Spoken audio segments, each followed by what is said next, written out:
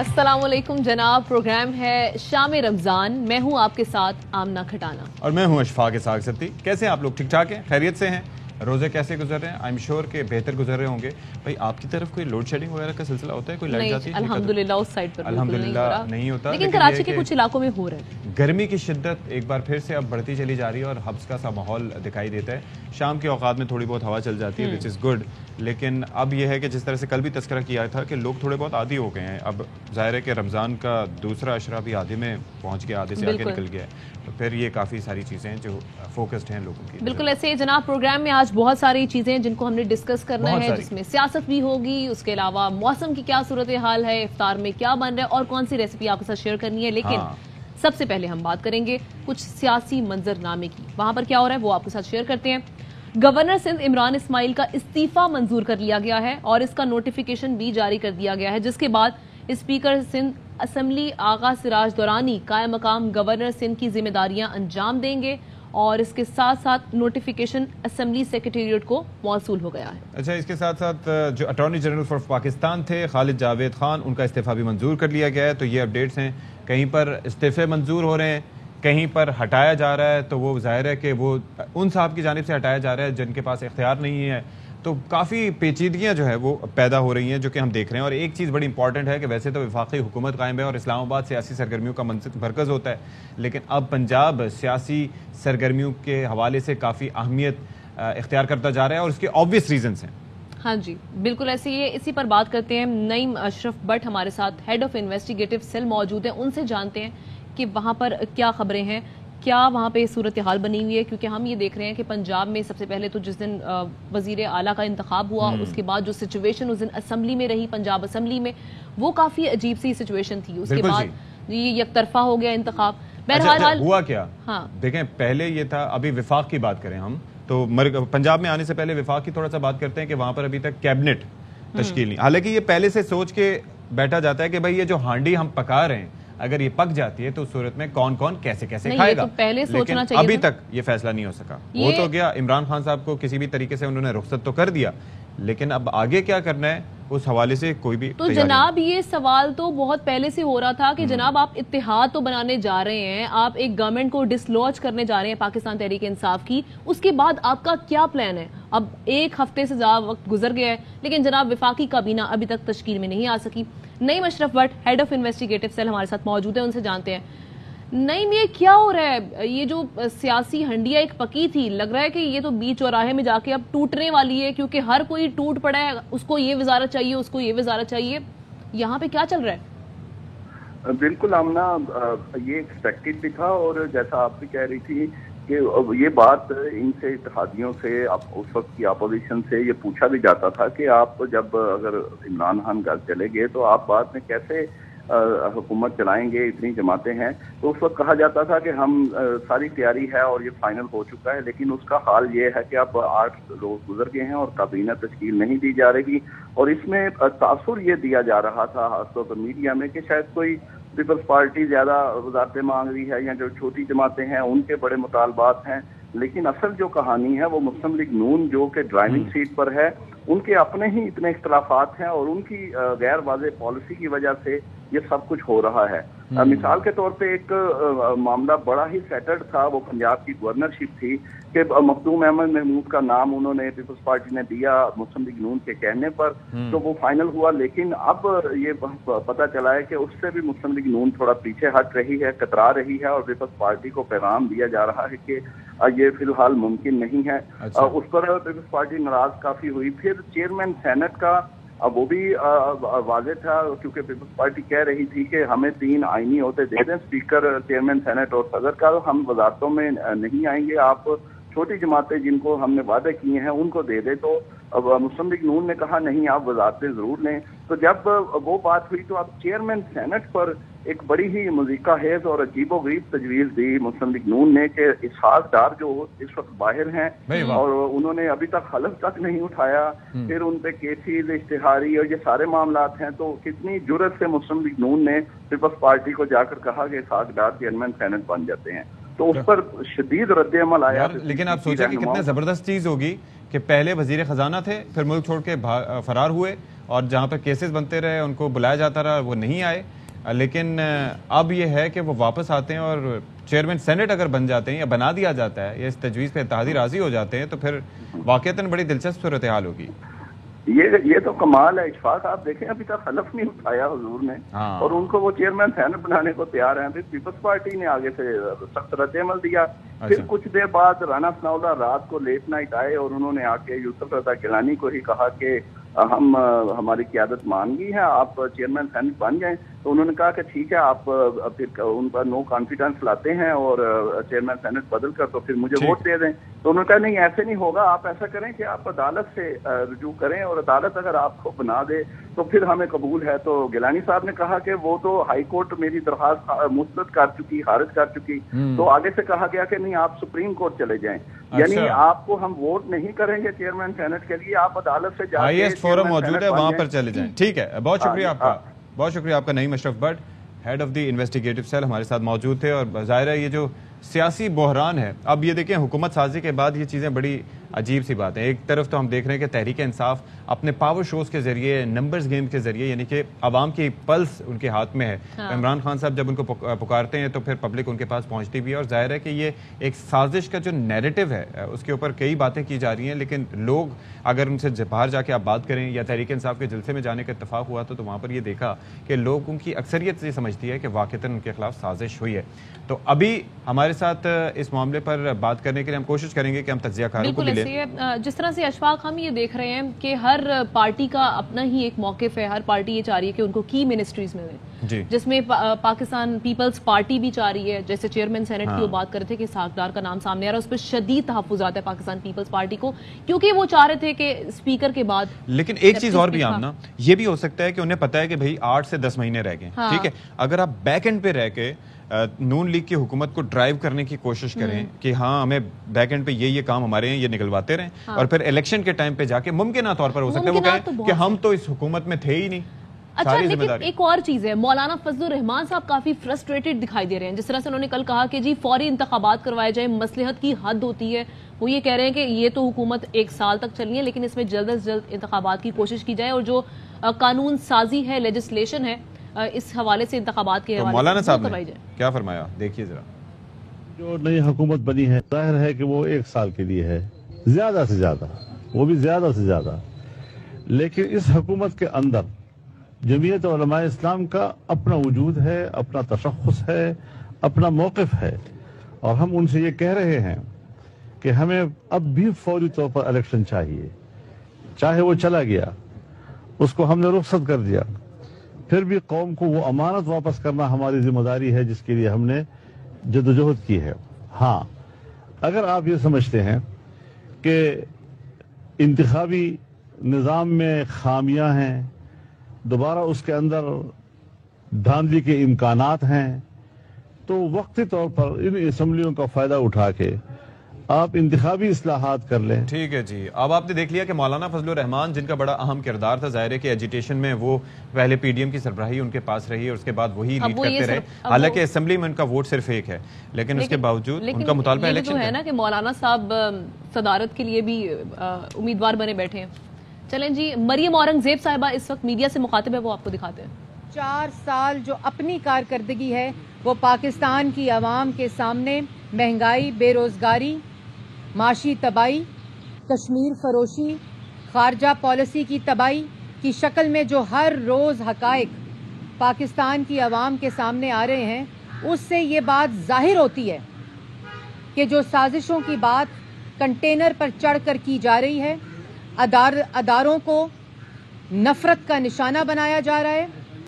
فاضل ججز نے جب آپ کی آئین شکنی پارلیمان پر حملہ اور جو آپ نے آئین پر حملہ کیا تھا، جب اس بے نقاب کیا اور آپ کے خلاف فیصلہ دیا، آپ ان کو بھی اپنی نفرت، اپنی انتشار اور اپنی جھوٹی سیاست کی نظر کر رہے ہیں.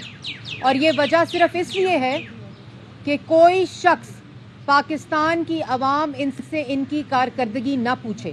اور ابھی کچھ چند لمحے پہلے ٹی وی پر خبر آئی کہ صحافیوں کے ساتھ عمران خان صاحب نے غیر رسمی گفتگو کی ہے، اور اس گفتگو کے اندر انہوں نے کہا ہے کہ ہم چیف الیکشن کمشنر کے خلاف ریفرنس لا رہے ہیں کیونکہ انہوں نے حلقہ بندیوں میں تاخیر کی اور کیونکہ انہوں نے جو لوکل گورنمنٹ باڈی الیکشنز تھے اور جو سینسس کے اکارڈنگلی حلقہ بندی ہونی تھی وہ چیف الیکشن کمشنر نے نہیں کی، اس لیے ہم ان کے خلاف ریفرنس لا رہے ہیں۔ تو میں پاکستان کی عوام کو یہ بتانا چاہتی ہوں کہ عمران خان صاحب چیف الیکشن کمشنر اور چیف الیکشن کمیشن کے خلاف ریفرنس اس لیے لا رہے ہیں کہ 8 سال سے زیر التوا فورن فنڈنگ کیس کا فیصلہ ہائی کورٹ کے آرڈر کے مطابق 30 دن میں آنے والا ہے،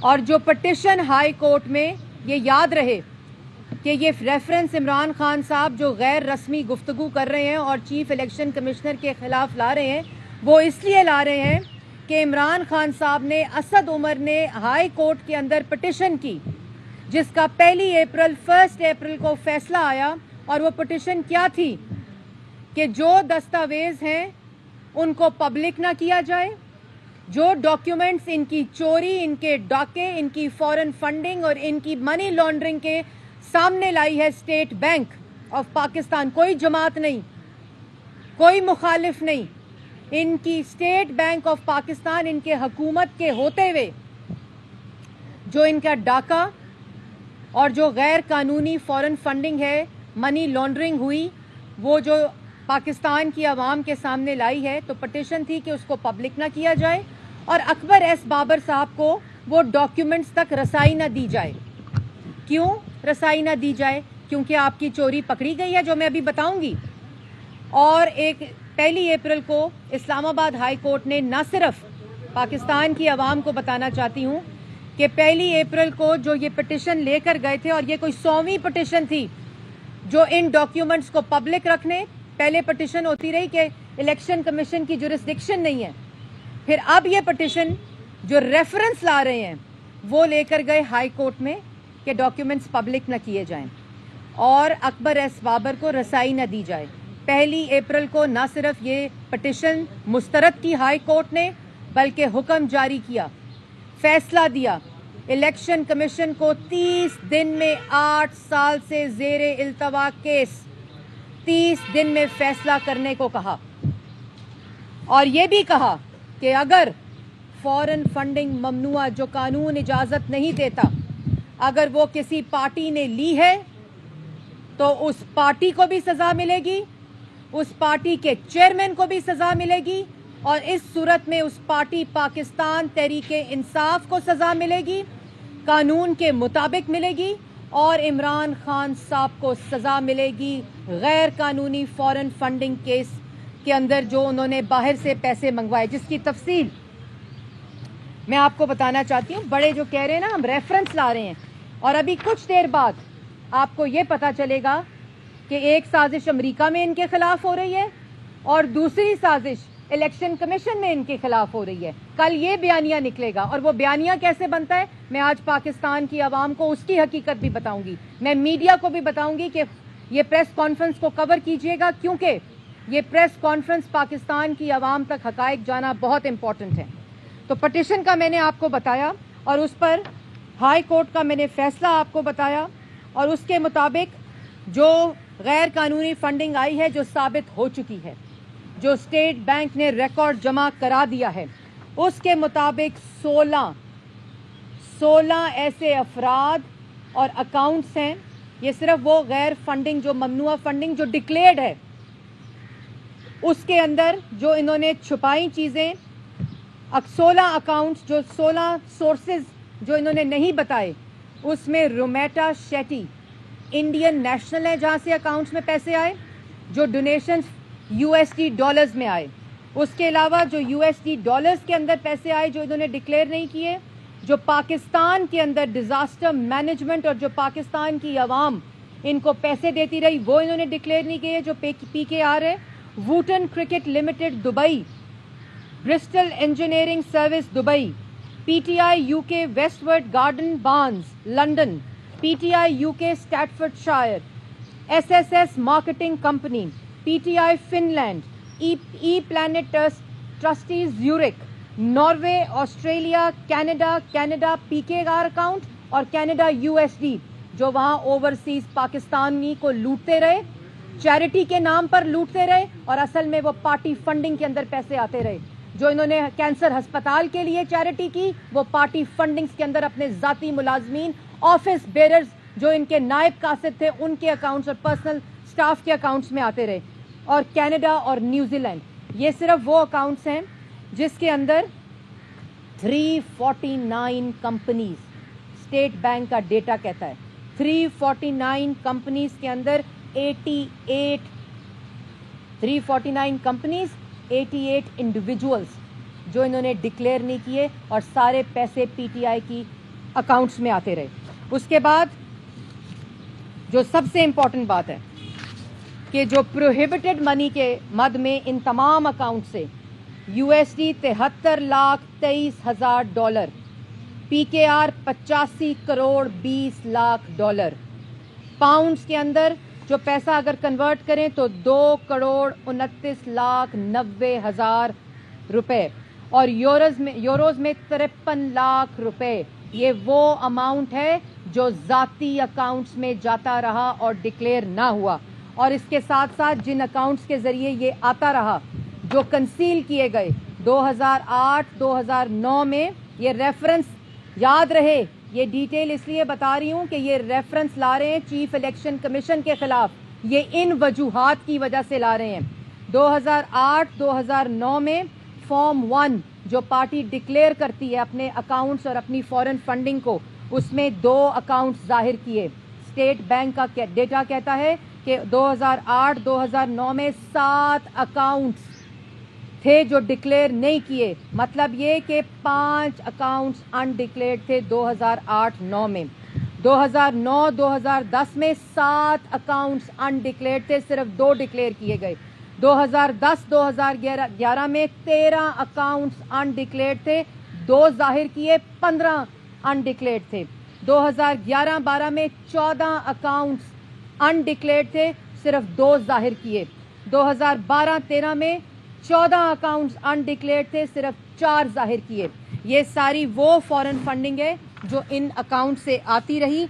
70 लाख डॉलर फॉरेन फंडिंग का जो डिक्लेयर्ड नहीं, 140 करोड़ फॉरेन फंडिंग का जो डिक्लेयर नहीं।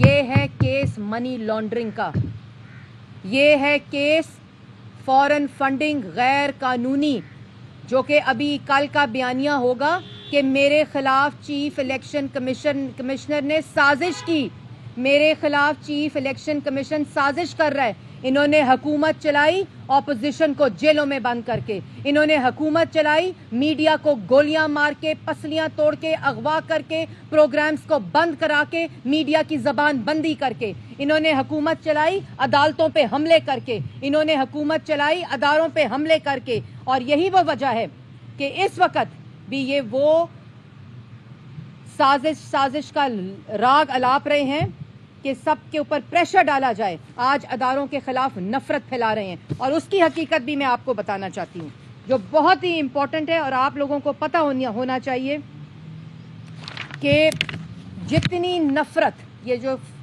फॉरेन फंडिंग केस इस वक्त 30 दिन में फैसला आना है और ये हाई कोर्ट का फैसला है कि 8 साल हो गए, ये 8 साल हो गए इस केस के अंदर कोई फैसला नहीं आया। और इमरान खान साहब ने आज तक ये जितनी इनकी चोरी सामने आई है, ये चोरी स्टेट बैंक ने अपने दस्तावेज से पकड़ी है। इन्होंने आज तक कोई दस्तावेज इलेक्शन कमीशन को जमा नहीं कराया और उसके बाद कभी प्रेशर डालते हैं अदारों पे, कभी गालियां देते हैं, कभी नफरत अंगेज बयानात देते हैं, कभी कहते हैं साजिश हुई। इनके मुताबिक डोजियर आया 6 तारीख को और 27 तारीख को कागज लहराया गया। और एक और बात बताना चाहती हूँ जो हकायक पाकिस्तान की आवाम को बताए जाएंगे, जो साइफर इनके हाथ में आया, जो झूठा साइफर इन्होंने लहराया जिसमें साजिश की कोई बात नहीं थी, उस झूठे साइफर में भी वो साइफर फॉरेन मिनिस्ट्री के जरिए नहीं आया था।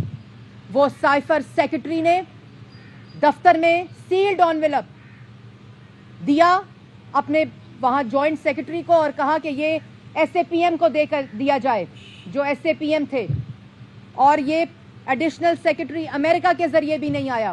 اور جو ڈاکٹر لو ہیں ان کو انہوں نے 16 اپریل کو انہوں نے, جب وہ ڈوزیئر آیا 16 مارچ کو انہوں نے ایمبیسی کے اندر جو امریکہ میں پاکستانی ایمبیسی ہے وہاں ان کو کی نوٹ اسپیکر بلایا ایک تقریب میں, جو ان کو دھمکیاں دے رہا تھا, جس کے سائفر کے اوپر انہوں نے پاکستان اور ایک طوفان کھڑا کیا ہوا ہے جھوٹا. وہ ان کے دفتر میں فورن منسٹر کے انویٹیشن کے اوپر ایمبیسی کے اندر کی نوٹ اسپیچ 16 مارچ کو کر رہا تھا. یہ اتنے بے شرم لوگ ہیں, ان کو یہ نہیں پتا کہ یہ تمام حقائق فائلز کے ریکارڈ کا حصہ ہے. اور یہ بھی میں بتاؤں کہ جن اکاؤنٹ سے فورن فنڈنگ جو ریفرنس لا رہے ہیں, اس کے بعد توشہ خانہ کی چوری تو آپ کو سمجھ آ گئی کہ توشہ, اور میں جو نفرت انگیز چیزوں کے حقائق ہے وہ 1 منٹ میں بتاتی ہوں. چوری پکڑی جائے تو دھمکیاں دو, چوری پکڑی جائے تو گالیاں دو, چوری پکڑی جائے تو سزائے موت کی چکیوں میں ڈالو, چوری پکڑی جائے تو جھوٹے الزامات لگاؤ. ابھی کچھ دیر میں کل آپ کو پتا چلے گا کہ ایک سازش ان کے خلاف الیکشن کمیشن میں بھی ہو رہی ہے. ایک سازش توشہ خانہ کے اندر جو 14 کروڑ کی مالیت کی چیزیں 3 کروڑ کے اندر انہوں نے ریٹین کی, لیکن اس سے بڑا گناہ کیا کیا.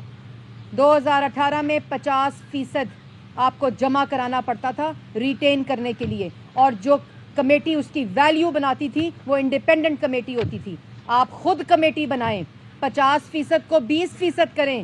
یہ توشہ خانہ کی چیزیں 14 کروڑ کی 3 کروڑ میں جمع کرائیں اور اس کے بعد اس کو دوبارہ 50% پہ کر دیں. پاکستان کی عوام کو پاگل سمجھا ہوا ہے, اور آپ کو بطور وزیر اعظم یہ تحفے ملے تھے اور آپ نے اس کے اوپر اپنی دکان لگا لی, اور اس کے بعد گالی دیتے ہو. اس کے بعد کہتے ہو عدالتیں کیوں کھلی. عدالتیں اس لیے کھلی تھی کہ تم نے آئین شکنی کی تھی. عدالتیں اس لیے کھلی تھی کہ تم نے آئین پر حملہ کیا تھا, تم نے پارلیمان کو یرغمال بنایا ہوا تھا, تم نے پاکستان کی عوام کو ایک پاگل نے یرغمال بنایا ہوا تھا صرف اپنے اقتدار کے ساتھ چمٹے رہنے کے لیے. پھر جو پنجاب اسمبلی میں کیا وہ ہے تمہاری اصل ذہنیت. خواتین نے پولیس والوں پہ حملہ کیا, ڈپٹی اسپیکر کے اوپر ان کے ممبران نے حملہ کیا. پورے دنیا میں اوورسیز کی باتیں کرتے ہیں پاکستانیوں کی, ان کے سر شرم سے جھک گئے. جو ان کی چوری پکڑے, جو ان کے اعمال نامے پاکستان کی عوام کو دکھائے, ان کو گالیاں دیتے ہیں. اس کے بعد میں آپ کو ایک اور بات بتانا چاہتی ہوں. اس ملک میں اگر سازش ہوئی تو سازش پاکستان کے ساتھ عمران خان نے کی فورن فنڈنگ منگا کر, اور اس میں 4 سال کے اندر, اور میں کیوں کہہ رہی ہوں فورن فنڈنگ منگائی, کشمیر فروشی کی فورن فنڈنگ منگا کر جو ملک کے ساتھ اگر سازش ہوئی ہے تو جو مہنگائی ہے وہ 4% سے 12% پہ گئی. جو ترقی کی شرح ہے وہ 6.1% سے 4% پہ اس وقت ہے, لیکن وہ منفی ان کی نالائکی اور ان کی سازش کی وجہ سے ہوئی. جو اس وقت کل قرضہ ہے وہ 25,000 سے 43,000 روپے گیا, اور اس وقت 2 لاکھ لوگ غربت کی لکیر سے نیچے گئے. یہ اس لیے سازش کی باتیں کرتے ہیں, کوئی ان سے یہ سوال نہ پوچھے. 60 لاکھ لوگ بے روزگار ہوئے, اس کا جواب کون دے گا. توشہ خانہ سے ڈاکہ ڈالا گیا, اس کا جواب کون دے گا. فورن فنڈنگ سے اربوں روپے کی منی لانڈرنگ ہوئی, اس کا جواب کون دے گا. اس لیے یہ آج کنٹینر پر چڑھے ہوئے ہیں. آج اپنے وعدوں کا جواب دو جو پاکستان کی عوام سے کیے تھے. اور اس کے بعد جو یہ بیانیہ بنا رہے ہیں نا, اس بیانیے کی حقیقت ہمارے پاس آ چکی ہے. اور وہ کیا ہے, صرف ایک دن جو یہ ٹرینڈ چلاتے ہیں نا امپورٹڈ حکومت کے, جس کے اندر 24 وزراء, 24 مشیر اور 24 جو ایس اے پی ایم تھے ان کے امپورٹڈ تھے. ان کی لسٹ ہم نے شائع کی ہے کہ کون کون امپورٹڈ تھا, جو کورٹس کے چکر لگا رہا ہے کہ ہمیں اپنے گھر واپس جانے دو, جو کورٹوں سے اجازت لے رہا ہے کہ ہمیں واچ لسٹ سے نکالو. وہ امپورٹڈ مشیر اور وزیر جو کورٹوں سے اجازت دے رہے ہیں کہ ہمیں اپنے واپس وطن جانے دو, کیونکہ یہاں ہم ڈاکہ ڈالنے آئے تھے, یہاں ہم تہمتیں لگانے آئے تھے, یہاں ہم ملک کے خلاف سازشیں کرنے آئے تھے. اس بیانیے کی اصلیت میں آپ کو بتاتی ہوں, اور یہ اصلیت میں کل अभी ये मैं सिर्फ आपको असलियत बता रही हूँ, इसके बाद इन अकाउंट्स की डिटेल जिससे अदारों को गाली दी जा रही है, जिससे झूठा बयानिया बनाकर पाकिस्तान की आवाम को गुमराह किया जा रहा है, वो क्या है कि खाली जो अकाउंट्स जो एक दिन की कार्रवाई है जिसमें इंपोर्टेड हुकूमत के साथ ट्रेंड्स बनाकर ये लोग अदारों को गालियां दे रहे हैं, नफरत फैला रहे हैं, हेट स्पीच कर रहे हैं और मुल्क के अंदर अफरा तफरी फैलाने की कोशिश कर रहे हैं, उसमें सिर्फ इंपोर्टेड जो एक दिन का डेटा है, हुकूमत का जो ट्रेंड है वो 9924 ट्विटर हैंडल से जारी होता है एक दिन में, जिसमें एक्टिव ट्विटर हैंडल 709 हैं, जिसमें सिर्फ जो लोग असल लोग हैं, जो ह्यूमंस हैं, जो ट्वीट कर रहे हैं वो इन 924 से सिर्फ 177 हैं, 177 हैं, जिसमें जो ओरिजिनल अकाउंट्स जनरेटर हैं इनके वो सिर्फ 33 है, 33 है, और जो अनरियल ट्रैफिक है इस 924 अकाउंट्स में से वो 75% बनती है, और जो रोबोटिक ट्विटर हैंडल्स हैं, जो बॉट्स के नाम से इन्होंने इस फॉरेन फंडिंग का काला धन कमाकर जो पैसे से ये बॉट्स खरीद रहे हैं, वो बॉट्स इस 924 में से 532 हैं। ये डेटा ऑथेंटिक ट्विटर से हासिल किया गया है, जिसमें 532 रोबोटिक ट्विटर हैंडल्स हैं, जिसमें ये अदारों के खिलाफ नफरत फैला रहा है, जिसका शख्स का नाम इमरान खान है, जिसने ये फॉरेन फंडिंग के जरिए ये पैसा जमा किया है। तोशा खाना में जो डिक्लेयर किए ना अकाउंट्स, उसका पैसा कहाँ से आया जो रिटेन किए हैं, उसकी मनी ट्रेल किधर से आई, वो ये अमाल नामा है। और उसमें जो 33 अकाउंट्स हैं वो सिर्फ ओरिजिनल ट्विटर हैंडलर ओरिजिनेटर्स हैं जो पीटीआई से ताल्लुक़ रखते हैं।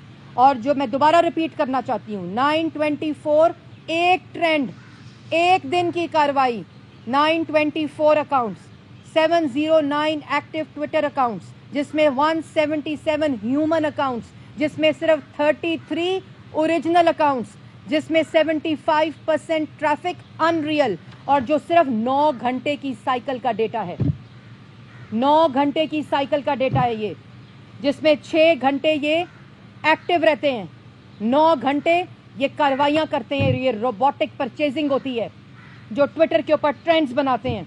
और इसमें जो एक्टिविटी जनरेटर्स हैं, जो ट्रेंड बनाने के लिए इनके लोग इस्तेमाल करते हैं, जो नफरत अंगेज ट्विटर के ऊपर कंटेंट डालते हैं, वो 100 है, 100। और एक रोबोट एक घंटे में 10 ट्वीट्स करता है, एक रोबोट एक घंटे में 10 ट्वीट्स करता है, जो कि अगर 577 जो मैंने आपको बताया रोबोटिक है, अगर उस 577 को आप मल्टीप्लाई करें 10 ट्वीट्स में तो वो 5000 प्लस ट्वीट्स बनती हैं एक घंटे में। और उसको आप 9 घंटे के अंदर मल्टीप्लाई करें, फिर 6 घंटों के अंदर एक्टिव के अंदर मल्टीप्लाई करें। ये है वो तरीका कार, ये है वो साजिश जो इमरान खान इस्तेमाल कर रहा है इस वक्त मुल्क के खिलाफ, पाकिस्तान की आवाम को गुमराह करने के खिलाफ, इस वक्त अदारों के खिलाफ, इस वक्त अदलिया के खिलाफ, जिन्होंने इनकी आइन शिकनी के खिलाफ फैसला दिया है और जो अदम एतमाद का तरीका आइनी था उसको अपहोल्ड किया, डिप्टी स्पीकर की गैर आइनी जो रूलिंग थी उसको मुस्तरद किया, उसके खिलाफ बयानिया रोबोटिक ट्वीट्स के जरिए बनाया जाता है। और उसकी कार्रवाई मैंने आपके सामने रखी आज आखिर में।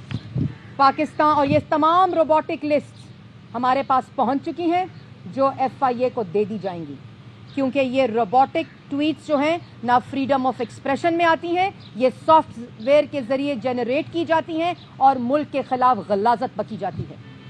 और उसके बाद आज पाकिस्तान की आवाम को आखिर में मैं कहना चाहती हूँ, फैसला करना होगा, क्योंकि आपके सामने 4 साल की कारकर्दगी है। ये साजिश झूठा बयानिया है, फॉरेन फंडिंग के ज़रिए पैसा आया जिसका 30 दिन में फैसला होगा।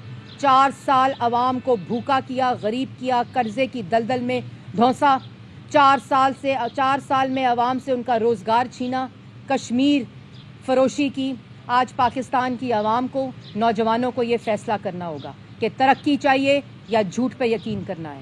فیصلہ کرنا ہوگا کہ روزگار چاہیے کہ عمران خان کے جھوٹ پہ یقین کرنا ہے. آپ کو آج فیصلہ کرنا ہوگا کہ آپ کو معاشی ترقی چاہیے یا عمران خان کا جھوٹ چاہیے. آپ کو فیصلہ کرنا ہوگا کہ آپ کو آپ کا مستقبل روشن چاہیے, ایک ترقی یافتہ خود مختار خوشحال پاکستان چاہیے یا عمران خان کا جھوٹ چاہیے. آپ کو آج فیصلہ کرنا ہوگا کہ آپ کو سستی دوائی چاہیے, سستا آٹا, چینی, بجلی, گیس اور سستا علاج اور معیاری علاج چاہیے, یا آپ کو معیاری ٹرانسپورٹ چاہیے, آپ کو معیاری پبلک ٹرانسپورٹ چاہیے, اسکول چاہیے, یونیورسٹی چاہیے یا عمران خان کا جھوٹ چاہیے. یہ فیصلہ آج پاکستان کی عوام نے کرنا ہے. کیا آپ کو روبوٹک ٹویٹس کے بیانیے کے پیچھے کھڑا ہونا ہے یا آپ کو پاکستان کی ترقی کے پیچھے کھڑا ہونا ہے؟ کیا آپ کو جھوٹے روبوٹک ٹویٹس کے بیانیے کے پیچھے کھڑا ہونا ہے؟ کیا آپ کو اپنی ترقی, اپنے مستقبل, اپنی نوکری, اپنا روزگار, اپنی روٹی کے لیے کھڑا ہونا ہے؟ یہ فیصلہ آپ کو کرنا ہوگا. اور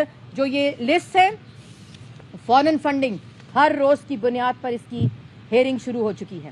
ہر روز پاکستان کی عوام کے سامنے یہ حقائق لائے جائیں گے اور ہر روز یہ بیانیاں بنائیں گے روبوٹک ٹویٹس کے ذریعے کہ ان کے خلاف الیکشن کمیشن کے خلاف سازش ہو رہی ہے. ابھی عدالتوں پر حملہ ہے, ابھی اداروں پر حملہ ہے اور اس کے بعد الیکشن کمیشن کے اوپر حملہ ہوگا. یہ حلقہ بندیوں کی جو باتیں کر رہے ہیں یہ جھوٹ بول رہے ہیں. حلقہ بندیوں کی تکلیف اگر ان کو ہوتی تو 4-5 دن پہلے ان کی حکومت تھی, اس وقت کیوں نہیں کوئی درخواست دی؟ اس وقت کیوں نہیں کوئی چیف الیکشن کمیشن کو کہا کہ آپ حلقہ بندیوں کے اندر چیزیں کریں؟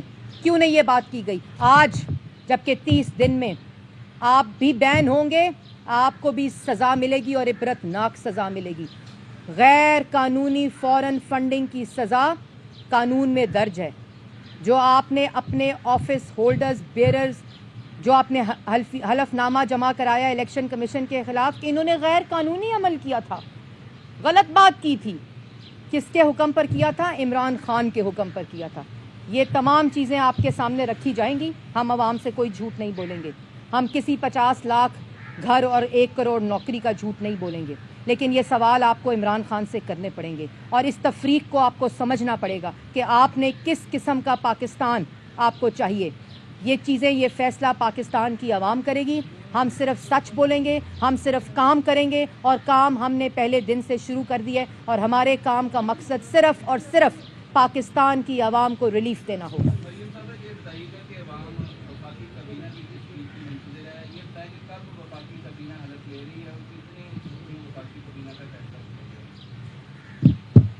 کچھ ہی دیر میں انشاءاللہ وفاقی کابینہ کا اعلان کروں گی. اس وقت وہ فائنلائز ہو رہی ہے اور یہ جو آج بڑے دعوے دار بن رہے ہیں نا کہ حکومت نہیں ہے ملک میں, اللہ تعالیٰ کے فضل و کرم سے حکومت بھی ہے, چاروں صوبوں کو ریپریزینٹ بھی کرتی ہے, منتخب وزیر اعظم کی کرسی پر بھی ہے اور جو پاکستان کی عوام کا دکھ اور درد بھی رکھتا ہے, اور تمام جماعتیں مل کر انشاءاللہ پاکستان کو اس معاشی جو ایک ٹرموائل ہے اس سے بھی نکالیں گے اور پاکستان کی عوام کو ریلیف بھی دیں گے. اور کچھ ہی دیر میں انشاءاللہ میں کابینہ کا اعلان بھی کروں گی.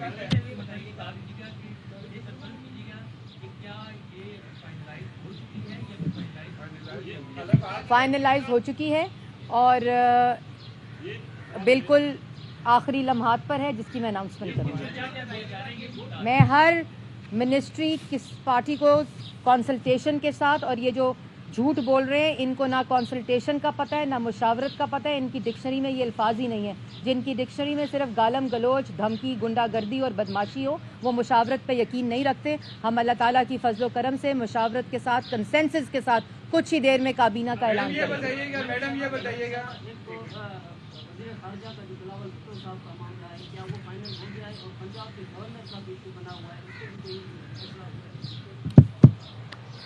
کوئی ایشو کسی کا نہیں بنا ہوا, سب کیا سرائیاں ہیں, کیونکہ کوئلیشن میں جماعتیں موجود ہیں جنہوں نے اس جدوجہد میں اکٹھے عدم اعتماد کے ذریعے ان چوروں کو, ڈاکوؤں کو, نالائقوں کو, نااہلوں کو جس کی قیمت پاکستان کی عوام ادا کر رہی ہے آج, ان کو پارلیمان سے اٹھا کر باہر پھینکا ہے.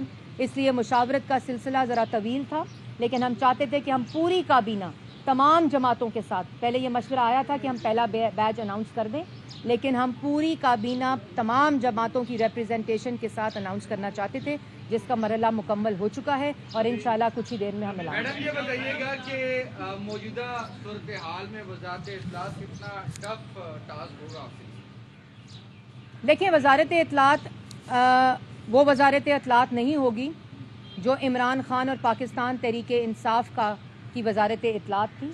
یہ پاکستان کی ریاست کی وزارت اطلاعات ہوگی, یہ حکومت پاکستان کی اطلاعات ہوگی اگر یہ منصب جس کو بھی دیا جاتا ہے. اور یہ انشاءاللہ پاکستان کی عوام کے جو ریلیف ہیں, پاکستان کے عوام کے لیے جو خبر کی اصلی جزیات ہے, فیک نیوز نہیں بلکہ پاکستان کی عوام کے سامنے حقائق رکھنے کی وزارت اطلاعات ہوگی جس کو بھی یہ منصب دیا گیا. ایک لے لوں پھر آپ کو دیکھیں.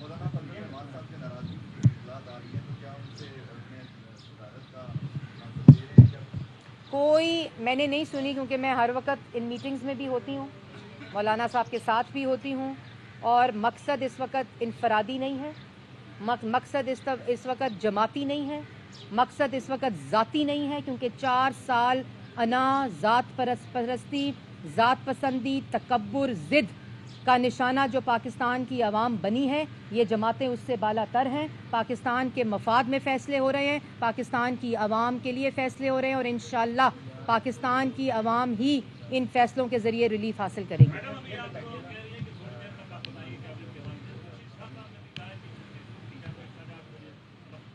جی بالکل, میں نے پہلے کہا آپ کو حلف کا ٹائم مجھے نہیں پتا, لیکن بہت جلد میں کابینہ کا اعلان کروں گی.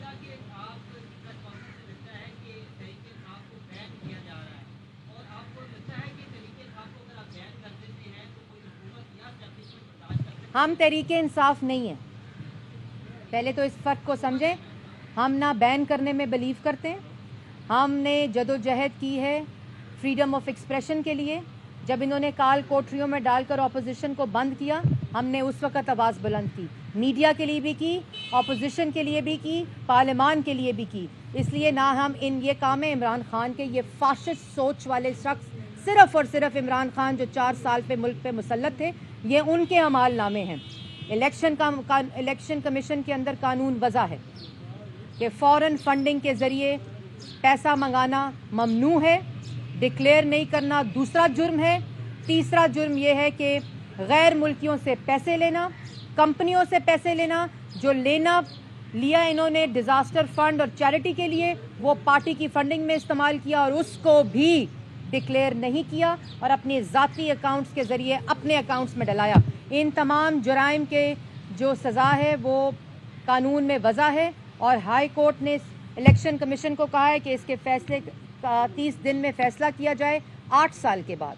تو جو فیصلہ ہوگا وہ الیکشن کمیشن کرے گی. اور ہائی کورٹ نے ساتھ یہ بھی کہا ہے کہ اگر فورن فنڈنگ ثابت ہو گئی, جو کہ ثابت ہو گئی ہے الیکشن کمیشن میں, اسٹیٹ بینک نے بتا دیا ہے, اور اگر یہ اس کی سزا چیئرمین آف دا پارٹی کو بھی سزا ملے گی اور پوری پارٹی کو بھی اس کی سزا ملے گی. یہ مریم اورنگزیب نہیں کہہ رہی, یہ ہائی کورٹ کا 1 اپریل کا فیصلہ کہہ رہا ہے. اوکے جی, اسلام آباد میں مسلم لیگ نون کی ترجمان مریم اورنگزیب گفتگو کر رہی تھی اور ان کی جانب سے خاصے الزامات عائد کیے گئے سابقہ حکومت پہ, اور ساتھ ساتھ یہ بھی کہہ دیا کہ وفاقی کابینہ کا اعلان کچھ دیر میں کر دیا جائے گا. ابھی ایک بریک لیتے ہیں, بریک کے بعد واپس آئیں گے.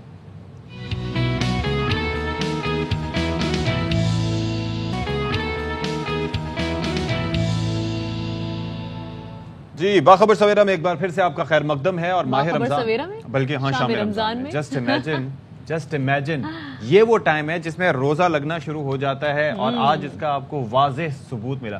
اچھا, کچھ میوزک کا بھی کارنامہ ہے. وہ کیا میوزک ملتا جلتا ہے نا شام رمضان میں, تو ہم نعت لگائیں گے کبھی, تو پھر آپ کو لگ پتہ جائے گا, پھر ہم مزید اس کے ساتھ آئیں گے. اچھا جی, تو ماہ رمضان چل رہا ہے, اور ماہ رمضان میں ہے یہ کہ بھائی آپ نے کافی اپنی ڈائٹ کا خیال رکھنا ہے, اور ظاہر ہے کہ اس میں لو بلڈ پریشر, جو ہائپوٹینشن جس کو کہا جاتا ہے, اس کا بھی آپ شکار ہو سکتے ہیں. تو اس میں کافی محتاط رہیں, اور افطار کے بعد کھانے سے زیادہ ہلکا ہلکا آہستہ آہستہ اپنے باڈی کے جو فلوئڈز ہیں اس کو پورا کرنے میں دھیان دیں, ورنہ پتھری شتری یہ مسائل ہو سکتے ہیں آپ کو. ہاں جی, ان مشوروں پر عمل کریں, اور ہم آپ کے ساتھ سٹوریز اب شیئر کرنے والے ہیں. اور سب سے پہلے ایک خبر شامل کر لیتے ہیں, وہ یہ کہ پیپلز پارٹی کے رہنما خورشید شاہ صاحب نے میڈیا سے غیر رسمی گفتگو کی ہے, اور انہوں نے کہا ہے کہ وفاقی کابینہ آج رات 8:30 بجے حلف اٹھائے گی. اور ساتھ ہی ساتھ کہا کہ آج 36 رکنی کابینہ حلف اٹھائے گی. پیپلز پارٹی کے 11, مسلم لیگ نون کے 14 وزراء حلف اٹھائیں گے. JUI کے 4 وزراء آج حلف اٹھائیں گے اور باقی 7 وزارتیں اتحادیوں کو دی جائیں گی. اچھا, اس سے پہلے مریم اورنگزیب جو ہے وہ فرما چکی ہیں کہ اب سے کچھ دیر بعد اعلان ہوگا, مشاورت کے بعد اعلان ہوگا. پھر لگتا یہ ہے کہ بہت ہی زیادہ التوا کا شکار ہیں معاملات, کیونکہ کبھی کسی کی جانب سے کوئی مطالبہ سامنے آ رہا ہے, کسی کی جانب سے کوئی مطالبہ سامنے آ رہا ہے. آپ کو یاد ہوگا کہ پہلے ہم نے وزارت خارجہ کے لیے نام سنا تھا کہ خواجہ آصف شاہ صاحب بھی شاید ان کا نام زیر غور ہے. پھر اس کے بعد بلاول بھٹو کے نام بار بار آتے رہے. اب یہ مشاورت کے بعد اعلان ہوگا تو کیا ہوگا؟ اور لیکن مریم اورنگزیب صاحبہ تو کہہ رہی ہیں کہ اعلان اب تک ملتوی کر دیا گیا, ابھی اس پر مشاورت جاری ہے. یعنی ابھی بھی متضاد خبریں سامنے آ رہی ہیں. پیپلز پارٹی کچھ کہہ رہی ہے, مسلم لیگ نون کچھ کہہ رہی ہے, لیکن مسئلہ یہ ہے کہ وفاقی کابینہ جس کا فوراً سے انتخاب کر دینا چاہیے تھا, بن جانی چاہیے تھی, اب 7 دن سے اوپر گزر گئے, لیکن معاملہ جوں کا توں ہے کیونکہ سب کی اپنی اپنی خواہشات ہیں. ظاہر ہے کہ یہ چیزیں بڑی دیکھنے کی ہیں, امپورٹنٹ چیزیں ہیں, لیکن ہمارے ہاں اور بڑے مسائل ہیں. اور پھر اس کے بعد اقتدار کی عہدوں کی بندر بانٹ ایک اپنی جگہ ہے. پھر کریڈٹ اور جو ڈسکریڈٹ کرنے والی بات ہے کہ الیکشنز کے پاس جب جائیں گے تو کیا ہوگا, کس طریقے سے دیکھا جائے گا. اچھا جی, اس سے پہلے کہ ہم آگے بڑھیں, جس طرح سے کل بھی ہم نے اس خبر کا تذکرہ کیا کہ 2 اتحادی حکومت کے جن میں محسن داوڑ اور علی وزیر شامل تھے, ان کی جانب سے اسمبلی فلور پر فوج کے خلاف بیانات دیے گئے, ان کو برا بھلا کہا گیا. یعنی کہ بارڈر پار چیز ایک کام ہو رہا ہے, اور جی. اگر وہ ریٹیلیشن میں پاکستان نے کیا بھی ہے تو اس کے اوپر آپ اسمبلی میں آ کے کیسے کرٹیسائز کر سکتے ہیں؟ آپ وہاں پر اسمبلی میں افغانستان کے مفادات کے تحفظ کے لیے نہیں بیٹھے, آپ پاکستانی مفادات کے تحفظ کے لیے بیٹھے ہیں, اور یہی آپ کے کاغذات نامزدگی میں بھی اوتھ بھی آپ جب جمع کراتے ہیں. اب ہم نے کل یہی معاملہ اٹھایا کہ اسپیکر اس پر خاموش رہے, مسلم لیگ نون اس پر خاموش رہی. اگر کل ہی وہاں پر روک دیا جاتا تو یہ بیانات آگے نہ بڑھتے, کیونکہ اب BNP مینگل کی جانب سے بھی فوج مخالف بیانات دیے گئے. نہ صرف بیانات دیے گئے بلکہ اسمبلی سے واک آؤٹ کر دیا گیا. ان کی جانب سے کہا گیا کہ بلوچستان میں ماورائے عدالت قتل عام جاری ہے, اس صورتحال میں کیسے اس حکومت میں بیٹھیں, اور ساتھ ہی ساتھ الزامات لگاتے ہوئے BNP مینگل وہاں سے واک آؤٹ. اب یہ ذرا دیکھیے کہ یہ کس بنیاد پہ یہ اتحاد طے پایا ہے. یہ بڑے سیریس کوسچنز ہیں, کیونکہ ویسے اختلافات ہو سکتے ہیں, آپ مہنگائی پہ بات کر سکتے ہیں, بے روزگاری پہ بات کر سکتے ہیں, کچھ مشاورت اور مشورے دے سکتے ہیں کہ بھائی یہ چیزیں اس طرح سے حکومت چلائے, لیکن ایسے ریاستی اداروں کو نشانہ بنانا یہ کہاں کا تقاضا ہے. تحریک انصاف کے دور میں یہ نہیں ہوتا تھا, حالانکہ اس وقت بھی ان میں سے بیشتر لوگ حکومت کا حصہ تھے, لیکن اس کے باوجود ان کی جانب سے زبان درازی نہیں کی جاتی تھی, اور اگر کی جاتی تھی تو اس میں وہاں پر لوگ موجود تھے جو ان کو جواب دیتے تھے. لیکن اب ایسا ہو رہا ہے کہ لوگ واک آؤٹ کر رہے ہیں, اور یہ ظاہر ہے کہ نون لیگ کی حکومت اگر دیکھا جائے تو اس وقت بیساکھیوں پہ کھڑی ہے, تو اس وجہ سے شاید وہ کمپرومائز کریں, لیکن نیشنل سیکیورٹی پر کمپرومائز نہیں ہونا چاہیے. صرف نیشنل اسمبلی میں نہیں ہو رہا یہ معاملہ اگر آپ سوشل میڈیا پر دیکھیں, وہاں پر فوج مخالف ٹرینڈز چلائے جا رہے ہیں. یعنی آپ ریاستی اداروں کو کمزور کرنے کی کوشش کر رہے ہیں, لیکن اس پر حکومت خاموش ہے. یہ خاموشی بڑی پراسرار ہے. برگیڈیئر ریٹائرڈ حارث نواز صاحب نے ہمیں اس معاملے پر جوائن کیے, ان سے بات کرتے ہیں. حارث نواز صاحب, یہ کہیے گا, کل محسن داوڑ, علی وزیر, اس کے بعد آج ہم نے دیکھا کہ BNP مینگل وہ بھی اس طرح کے بیانات دے رہی ہے, ریاستی اداروں کو کمزور کرنے کی کوشش کی جا رہی ہے, لیکن اس پر خاموشی ہے حکومت کی جانب سے. یہ کیا سچویشن ہے؟ دیکھیں, یہ بہت ہی افسوسناک بات ہے. آئی کانٹ ریکنسائل کہ جس طریقے سے کل محسن داوڑ نے اور علی وزیر نے باتیں کی ہیں, لگ رہا تھا کہ افغان گورنمنٹ کے لوگ آ کے یہاں پارلیمنٹ میں بیٹھے ہیں, دیر افغان نیشنل, اور وہ آ کے افغانستان کا جو ہے نقطہ نظر پیش کر رہے ہیں, جو کہ ایک ہائیلی آبجیکشنیبل ہے. آئی تھنک اس کے اوپر ہمیں ریاستی اداروں کو سب کو اس کے اوپر بڑا سخت موقف لینا چاہیے. اور اسی طریقے سے اکثر مینگل صاحب نے بھی یہی باتیں شروع کر دی ہیں. یہ اس کا مطلب یہ ہے کہ یہ ایک اور نئی ہوا دے رہے ہیں, جو آپ نے پروونشلزم کو اور اس کے بعد آپس میں لڑانے کی باتیں کی جا رہی ہیں. یہ پرائم منسٹر آف پاکستان کو اس پر بڑا سخت نوٹس لینا چاہیے. اور ایسی باتوں کو ایون اسپیکر قومی اسمبلی کو اس کو ان کو جواب بولنے دینا چاہیے. لیکن سر ایک چیز ذرا بتائیے گا کہ یہ کیا وجہ ہے؟ اب یہ کہہ رہے ہیں کہ BNP مینگل نے جس طرح سے کہا کہ ہم ایسے ایوان میں نہیں بیٹھ سکتے, تو بھائی اگر ایسا تھا تو آپ حکومت کا ساتھ دے کیوں رہے تھے؟ اس وقت آپ نے تحریک عدم اعتماد میں ووٹ کیوں دیا اگینسٹ, جبکہ آپ کو نہیں دینا چاہیے تھا؟ آپ اسی وقت اسمبلی سے بیٹھنے سے انکاری ہوتے.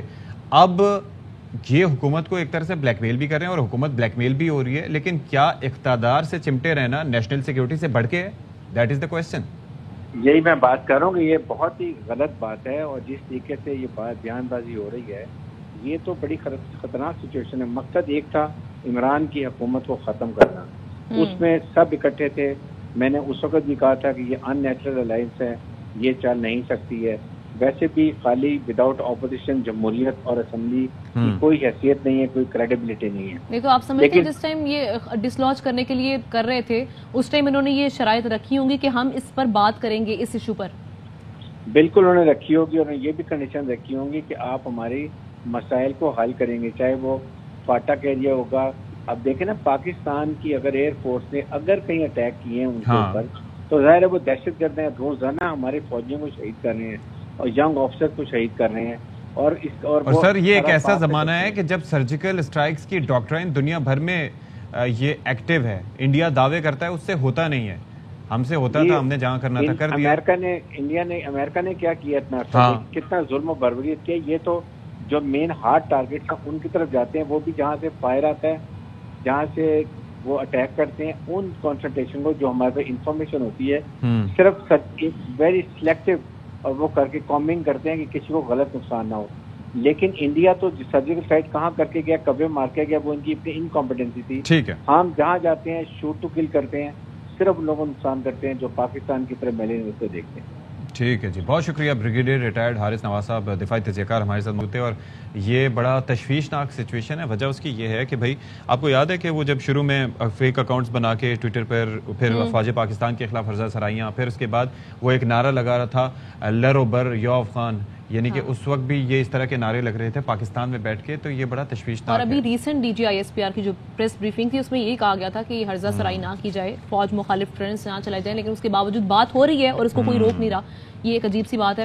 اچھا جناب، اب ہم تھوڑا سی بات کرتے ہیں رمضان المبارک کے حوالے سے، کیا کھانا چاہیے، کیا پینا چاہیے، کیونکہ روزہ تو ہم رکھ لیتے ہیں، اس کے بعد بہت سارے لوگ ایسے ہیں جن کو سر درد کی شکایت رہتی ہے، بہت سارے لوگ ایسے ہیں جن کو ڈی ہائیڈریشن کی وجہ سے اکثر چکر بھی آ رہے ہوتے ہیں، فوکس نہیں رہتے، یعنی کہ آپ یو لیک دا فوکس، اور اس کے بعد آپ کا کسی بھی چیز پہ توجہ دینا۔ اچھا یہ روزے سے پہلے، افطار سے پہلے بھی ہوتا ہے، افطار کے بعد بھی یہ سچویشن ہوتی ہے، لیکن افطار کے بعد کیوں ہوتا ہے ایسا؟ اکثر لوگوں کو تو ہیزی کی سچویشن رہتی ہے افطار کے بعد۔ بھائی ہاسپٹلز کے چکر لگانے کا اتفاق ہوا تو وہاں پتہ چلا کہ بہت سارے کیسز گیسٹرو کے یا فوڈ پوائزننگ کے آ رہے ہیں، تو کیا کرنا چاہیے، کس طریقے سے مینج کریں؟ تو ماہر طب ہمارے ساتھ موجود ہیں، ہمارے جانے مانے اور پہچانے حکیم شاہ نذیر صاحب، بہت شکریہ، آپ ماشاءاللہ بڑے اچھے لگ رہے ہیں، لگتا ہے میچنگ تھوڑی بہت ہلکی پھلکی ہو رہی ہے، تو بتائیں بھائی کہ کیا احتیاط کریں رمضان میں؟ جی السلام علیکم۔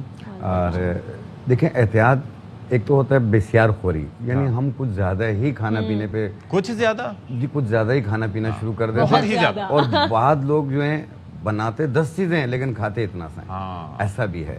اور ہم جو سحری میں جب کھاتے ہیں تو انشاءاللہ کوشش کیا کریں کہ ایک تو اچھا کھائیں، ہیلدی کھائیں، اور بعدی چیزوں کا استعمال تھوڑا سا کم کر لیں، جس طریقے سے تیز مرچی، تیز مسالہ اور مرغن چیزیں، اس کو کم کریں، نیچرل چیزوں۔ لیکن پاکستانی عوام کی ڈکشنری بڑی کمزور ہے، ٹھیک ہے، ان کے نزدیک جب آپ اچھا کہتے ہیں تو ان کے ذہن میں کڑاہیاں، نہاریاں ایسے، لیکن اس کے پھر خمیازے بھی یہی آتے ہیں نا کہ ہمارا بیڈ کولیسٹرول بڑھ رہا ہوتا ہے، ہمارا یورک ایسڈ بڑھ رہا ہوتا ہے، کریٹینائن بڑھ رہا ہوتا ہے، یوریا بڑھ رہا ہوتا ہے، ایسی بہت ساری چیزیں۔ اور بعض جب تیزابیت بڑھ جاتی ہے، ایسیڈیٹی بڑھ جاتی ہے، تو پھر یہ معدے سے لے کے یہاں منہ تک جلن شروع ہو جاتی ہے۔ بالکل ایسے ہی۔ اور یاد رکھیے گا، جو السر کا پیشنٹ ہوگا، جو تیزابیت کا پیشنٹ ہوگا، اس کا خالی معدہ اسے زیادہ تنگ کرے گا، بہت زیادہ تنگ کرے گا، اسی لیے تیزاب بنتے رہیں گے۔ جی، تیزابیت کے پیشنٹ کو اسی لیے ہم کہتے ہیں کہ ہر 2 گھنٹے بعد کچھ نہ کچھ کھا لیا کریں۔ لیکن جب رمضان کی صورتحال ہو تو پھر افطاری کے بعد سے لے کے آپ ایک تو کچھ نہ کچھ کھائیں، ساتھ میں پانی کا ٹیک زیادہ کر لیں، جو دن کو پانی آپ نے نہیں پیا وہ رات کو پورا کر لیں، جس طریقے سے ہر آدھے گھنٹے بعد 1 گھنٹے بعد 1 گلاس آدھا گلاس پانی پئیں۔ آپ نے اکثر لوگوں کو دیکھا ہوگا کہ جیسے ہی روزہ کھولتے ہیں تو وہ چکرا جاتے ہیں، چکرانے کے بعد یا تو لیٹ جاتے ہیں، گر جاتے ہیں، یا سر پکڑ لیتا ہے، یا تو پیٹ پہ ہوا بھرنا شروع ہو جاتی ہے، پیٹ پھولنا افارا ہونا شروع ہو جاتا ہے۔ تو ایسی صورتحال کے اندر آپ نے 3 چیزیں گھر پہ رکھ لینی ہیں، ایک اسپغول دانہ، ایک تخم بلنگا، ایک گوند کتیرا۔ اچھا جی ہاں، یہ 3 چیزیں آپ ملا لیں، ان کو پیسنے کی ضرورت نہیں ہوتی ہے، ملا لیں، اس میں سے 1 چمچ 1 گلاس پانی کے اندر ملا لیں، یا کوئی بھی لال مشروب آپ بناتے ہیں آپ اس کے اندر ملا لیں، آپ تھوڑی دیر کے لیے رکھ لیں۔ اسپغول دانہ، ایک اسپغول بھوسی ہوتی ہے، ایک اسپغول دانہ ہوتا ہے براؤن کلر کا، اور ایک تخم بلنگا، ایک گوند کتیرا۔ یہ ایک ٹھنڈا بھی ہوتا ہے اور اینٹی تیزابیت بھی ہوتا ہے یہ, اور یہ گرمی کو بھی کم کرتا ہے, وجود کی گرمی کو, جیسے پیٹ جل رہا ہوتا ہے, ہاتھ پاؤں جل رہے ہوتے ہیں, منہ خشک ہو رہا ہوتا ہے, یہ ان کے لیے بھی بہت زیادہ بہتر ہے. تبخیر کو ختم کرتی ہے, تیزابیت دور کرتی ہے, ساتھ میں ایک ٹھنڈک کا احساس دلاتی ہے. ایک یہ چیز ہو جائے گی. دوسرا فوڈ پوائزن, جس طرح آمنہ نے کہا ابھی کہ فوڈ پوائزن ہونے کے چانسز اس لیے زیادہ ہوتے ہیں کہ ہم ہر چیز مکس کر کے کھا رہے ہوتے ہیں. کچھ چیزوں سے کچھ لوگوں کو الرجی ہوتی ہے, اب وہ چیز بھی چلی جاتی ہے تو اس میں پیٹ خراب ہو جاتا ہے, یا تو ڈائریا شروع ہو جاتا ہے, یا پیٹ پتھر کی طرح ہو جاتا ہے, یا وامٹنگ شروع ہو جاتی ہے. تو ایسی صورت میں آپ نے 4 پتے دیسی پودینہ, 4 پتے تازہ, وہ اور 1 الائچی 1.25 کپ پانی میں ڈالیں, جوش دے دیں, اس کا کہوا بن گیا, پھر اسے اتار کے ٹھنڈا کر لیں. جب ٹھنڈا ہو جائے تو چھان کے آدھا کپ ابھی پی لیں, آدھا کپ 2 گھنٹے بعد پی لیں. اچھا, اور یہ جو کچھ لوگ مشورہ دیتے ہیں کہ ہلکا سا چٹکی میٹھا سوڈا بھی اس میں ڈال لیں, نہیں, اور یہ وہ چیز نہ کیا کریں, وہ پھول جاتا ہے. وہ آپ کو پتہ ہے میٹھا سوڈا جو ہے وہ روٹی کو پھلا دیتا ہے, تو میدے کو بھی پھلا دیتا ہے, جسم بھی پھلا دیتا ہوگا, جسم بھی پھلا دیتا ہے, ورم کرتا ہے وہ. تو وہ چیز نہ کریں آپ, جتنا سمپل رہ سکے, جتنا سمپل رہ سکے. پودینے کے ساتھ کیا آپ نے بتایا تھا؟ 1 الائچی, سبز الائچی. یہ سستا کام ہے بھائی, بہت ہی سستا. 4-5 الائچیاں بہت مشکل سے مینیج ہوتی ہیں. اچھا, اب سر درد کا بھی بتا دینا. دیکھیں, اگر سر درد شروع ہو جائے, اگر آپ کے پاس کوئی میڈیسن نہیں ہے, آپ دیسی لہسن لیں, اسے کچل لیں اور روٹی میں لپیٹ کے کھا لیں. 10 منٹ کے اندر آپ کے سر درد میں. لیکن وہ آپ کا تو سر درد دور ہو جائے گا, لیکن دوسروں کا درد شروع ہو جائے گا. نہیں, وہ تو ٹینشن لے لیتے ہیں نا وہ لوگ. دوسرے یہ دیکھیں, پانی کم پیتے ہیں, منہ میں اسمیل آتی ہے نا اس سے. نہیں آتی ہے. آپ روٹی میں لپیٹ کے کھائیں گے نہیں آئے گی, آپ ایسے ہی ڈائریکٹ کھائیں گے تو آئے گی. اچھا, آپ اور یہ تیزابیت والے بھی لے سکتے ہیں, کیونکہ چبائے بغیر کھائیں پھر اس کو نگل لینے والے ایسے کچل لیا نا آپ نے, کچلنے کے بعد آپ روٹی میں لپیٹ لیں اور کھا لیں, اسے چبا کے کھا لیں. جی ہاں, پھر اس کے بعد آپ پانی پی لیں, آپ کو تیزابیت بھی نہیں ہوگی, ورنہ اکیلی لہسن کو آپ کھائیں گے تو میدے میں جلن پیدا کرتی ہے. اچھا, تو یہ پیدا نہیں کرے گی. اچھا, ایک اور ایشو ہے, جو میرا ایشو ہے وہ یہ کہ میرا بی پی اکثر لو رہتا ہے روزہ رکھنے کے بعد. تو ایسا سحری میں کیا کھایا جائے اور آرگینک چیز کون سی یوز کی جائے جس میں بی پی جو ہے وہ آپ کا کنٹرول میں رہے؟ دیکھیں, جن لوگوں کو لو بی پی کی شکایت رہتی ہے وہ 4 دانے خشک آلو بخارا لیں, 1 گلاس پانی میں ڈالیں اور 1 چائے والا چمچ سونف ڈال لیں. مکس کر کے رکھ لیں. ایک 15-20 منٹ جب یہ پھول جائے پھر اسے شیک کر لیں چمچ سے, اور پھر چھان کے وہ پانی پی لیں. 4 دانے آلو بخارا اور 1 چائے والا چمچ سونف پانی میں ملا کے تھوڑی دیر رکھ لیں تاکہ یہ پھول جائے, پھر اسے شیک کر لیں, پھر چھان کے وہ پی لیں. آپ یہ لو بی پی کے لیے بھی بہتر ہے. چکر آتے ہوں, گھبراہٹ رہتی ہو, گرمی بہت فیل ہوتی ہو, یا آپ کو گرمی کی شدت زیادہ محسوس ہوتی ہو, یہ ان کے لیے لیکن میرے والد صاحب کا ایشو ہے ہائپر ٹینشن کا, ان کا بی پی کافی لو رہتا ہے, but he is diabetic as well. تو کیا ڈائبیٹک پیشنٹس جو ہیں وہ یوز کر سکتے ہیں؟ بالکل لے سکتے ہیں. آلو بخارا شوگر فری ہوتا ہے. اچھا, آپ یہ استعمال کر سکتے ہیں. یہ جو ڈائبیٹک پیشنٹ کے ہاتھ پاؤں جل رہے ہوتے ہیں نا, اور ہاتھ پاؤں سن بھی ہو رہے ہوتے ہیں, یہ اس کی جلن کو دور کرتا ہے. اگر ہاتھ پاؤں سن ہو رہے ہوں شوگر کی وجہ سے, تو ایک بوٹی آتی ہے ستاور کے نام سے, ستاور, اس سے باریک پاؤڈر بنا لیں. 1 چائے والی چمچ صبح ناشتے کے بعد, 1 چائے والی چمچ رات کھانے کے بعد پانی کے ساتھ. یہ ہاتھ پاؤں کی سن پن کو ختم کرے گی. اور اگر ساتھ میں وٹامن B12 B6 کم ہو رہا ہے آپ کا, تو ستاور بوٹی کے ساتھ ازگن ناگوری ملا لیں. آپ ان کو ملا لیں, پاؤڈر بنا لیں, برابر وزن ہو, 100 گرام لے لیں, 50 گرام لے لیں. ازگن ناگوری, ان کو ملا کے تو ملک شاپس یاد آ جاتے ہیں مجھے. 1 چائے والی چمچ صبح ناشتے کے بعد, 1 چائے والی چمچ رات کھانے کے بعد آپ استعمال کریں. انشاءاللہ تعالی ہاتھ پاؤں کا سن ہونا بھی ختم ہوگا, اور ساتھ میں وٹامن B12 B6 بھی ختم ہوگا. ایک چیز بتاتا چلوں میں, آپ کے پاس شاید ٹائم کم ہے, کہ لوگوں کے اس سیزن میں بال بہت زیادہ گر رہے ہیں, اور آم کے درخت ہر جگہ پہ موجود ہیں. آپ آم کے 2 پتے لے کے 1 پاؤ ناریل کے تیل میں ڈال لیں اور 1 گھنٹہ دھوپ میں رکھ لیں, آپ کا تیل تیار ہو گیا. اور یہ تیل آپ بالوں پہ لگوائیے, آپ دیکھیے بال گرنا بھی بند ہوں گے اور بالوں کا والیوم بھی بڑھے گا. کوشش کیجیے گا درخت آپ کا اپنا ہو, کیونکہ اگر کسی دوسرے کا ہوا تو جو رہے ہوں گے بال وہ بھی جا سکتے. چلیں جی, بہت شکریہ حکیم شاہ نذیر صاحب ہمارے ساتھ موجود تھے, کیونکہ اکثر لوگ جو ہیں وہ یہ کوشش کرتے ہیں کہ رمضان میں دواؤں کا استعمال کم کیا جائے, تو اگر آپ آرگینک سائٹ پہ جا سکتے ہیں تو آپ کے یہ تمام مسائل جو ہیں یہ حل ہو سکتے ہیں. اچھا جی, اب ہم ذرا تذکرہ کر لیتے ہیں چنیوٹ کا. اور ماہ رمضان ہو اور چنیوٹ کا تذکرہ نہ کیا جائے, یہ کیسے ممکن ہے؟ تو وہاں پر فالودہ آئس کریم سے بھی لوگ روزہ افطار کر رہے ہیں بھائی. اس سے پہلے ہم نے, کیونکہ گرمیاں ہیں نا, تو گرمیوں میں تو ویسے کچھ بھی ٹھنڈا کھانے کا دل کرتا ہے, اور پھر آئس کریم ہو, ساتھ میں فالودہ ہو, اس کی کریونگ تو آپ کو رہتی ہے گرمیوں میں. تو اس حوالے سے رپورٹ کر رہے ہیں امیر عمر چمن, دیکھیے ذرا. افطار کا ٹائم ہوتے ہی روزے دار سب سے پہلے مشروبات اور ٹھنڈی چیزوں کا استعمال کرتے ہیں۔ چنیوٹ کے لوگ مشروبات کی جگہ فلودہ آئس کریم سے روزہ افطار کرنے کو ترجیح دیتے ہیں، اسی وجہ سے فلودہ آئس کریم کی دکانوں پر رش نظر آتا ہے۔ میں بھائی یہاں پر فلودہ پارسل خریدنے کے لیے آیا ہوں۔ افطاری سے پہلے فلودہ جوسز کے ساتھ ساتھ فلودے کا بہت اچھا ٹیسٹ ہوتا ہے۔ کھویا، پستہ، سوئیاں، آئس کریم، چاروں مغز، بادام، تخم ملنگا اور برف سے تیار ہونے والے فلودہ کو لینے کے لیے گھنٹوں انتظار کرنا پڑتا ہے۔ فلودہ بنانے والے کہتے ہیں کہ اس میں استعمال ہونے والی اشیاء صحت کے لیے انتہائی مفید ہیں۔ افطار میں بہت زیادہ استعمال ہوتا ہے اور افطاری سے پہلے لوگ پارسل میں بہت زیادہ تعداد میں لوگ لے کر جاتے ہیں۔ بچے ہوں یا بڑے، فالودے میں اپنی من پسند کے ذائقے کی آئس کریم بھی ڈلواتے ہیں، جس سے ان کے افطار کا مزہ دوبالا ہو جاتا ہے۔ کیمرہ مین عرفان علی کے ساتھ امیر عمر چمن، ایئر وائی نیوز، چنیوٹ۔ جی جناب، دیکھ لیا آپ نے، آپ بھی ٹرائی کیجئے گا۔ ویسے کلفی بھی اگر کھائی جائے نا افطار میں، وہ بھی اچھا ٹیسٹ دیتی ہے۔ بریک لیں جی، بریک لیتے ہیں، بریک کے بعد آئیں گے۔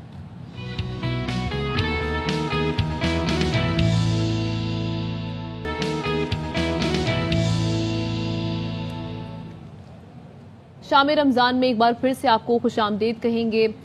جس طرح سے ہم بات کرتے ہیں، ہم دیکھتے بھی ہیں کہ موبائل اور انٹرنیٹ کا بڑا غلط استعمال بھی کیا جاتا ہے، جس پر اکثر لوگ یہ بھی کہتے ہیں کہ ہم اپنا وقت جو ہے وہ ضائع کر دیتے ہیں، اتنا زیادہ موبائل پر وقت گزارتے ہیں بلا وجہ ایک ایپ سے دوسری ایپ۔ لوگ ہسٹری بنانے میں نہیں بلکہ ہسٹری کلین کرنے میں لگا دیتے ہیں، وہ بات اپنی جگہ ہے، لیکن کچھ لوگ اس کا بڑا پازیٹیو استعمال بھی کرتے ہیں۔ بالکل ایسے ہی ہے، ہر چیز کا پازیٹیو استعمال بھی ہے اور نیگیٹیو بھی ہے۔ اب آپ پہ ڈیپینڈ کرتا ہے کہ آپ اس کو کس طرح سے استعمال کریں۔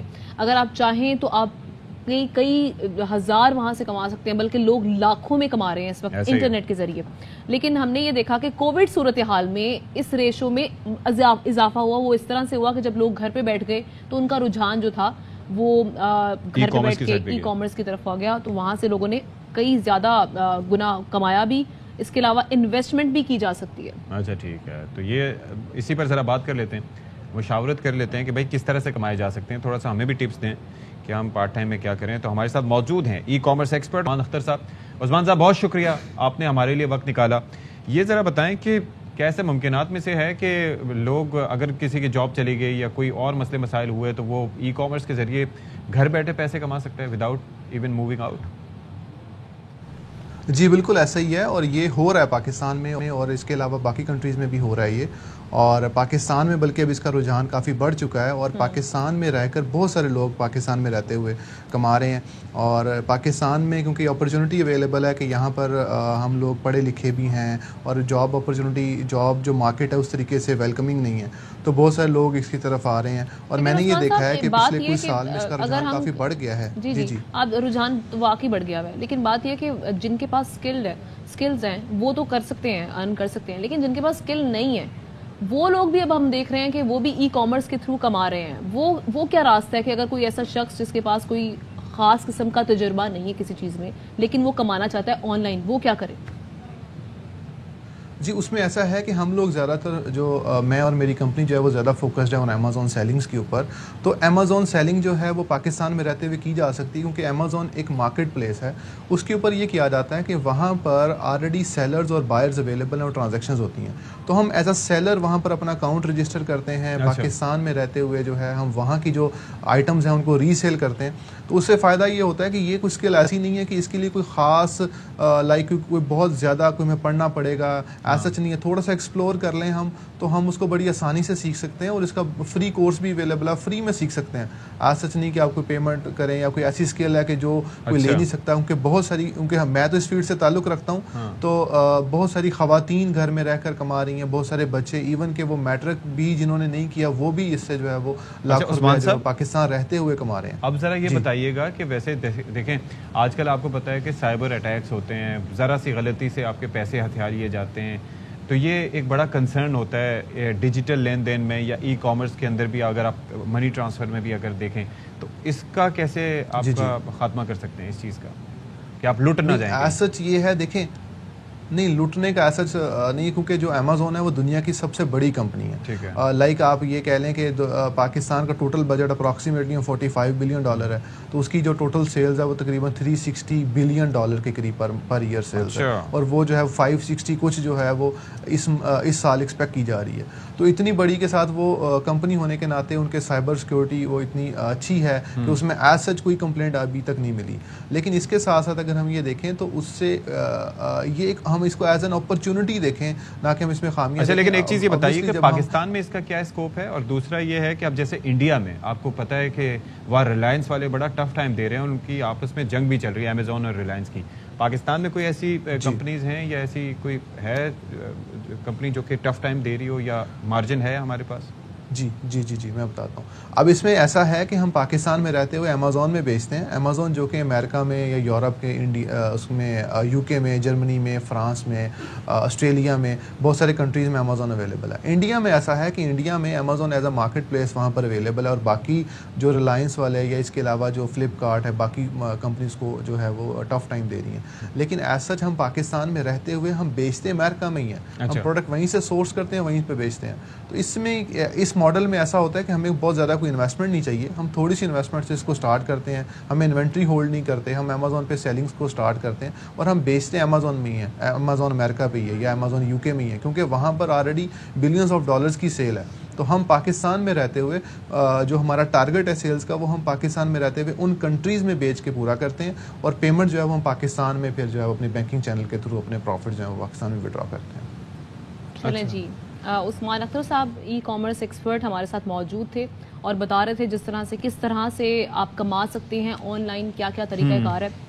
और जाहिर है कि अब दुनिया बड़ी अपडेट और अपग्रेड होती जा रही है, तो इसके अंदर थोड़ा सा जहन आपको डालना होगा, अपना फोकस करना होगा, कहाँ से क्या चीज़ लेके। आप देखें अमेरिका से ही चीज़ें लेके अमेरिका में ही बेची जा रही हैं और उससे आप अपना प्रॉफिट बना रहे हैं, और जाहिर है कि ये बड़ा अच्छा एक तरीक़ेकार है, लेकिन फिर भी आपको काफ़ी विजिलेंट रहना होगा। बिल्कुल ऐसा ही है।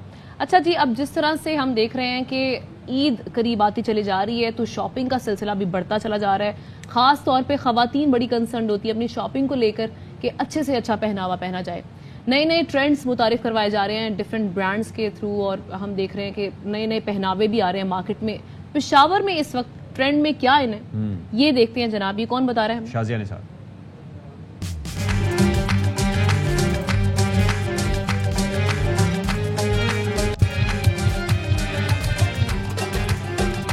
ईद की आमद और खवातीन का पसंदीदा पहनावा, कशीदाकारी वाले कपड़ों की मांग ईद के मौके पर मजीद बढ़ जाती है।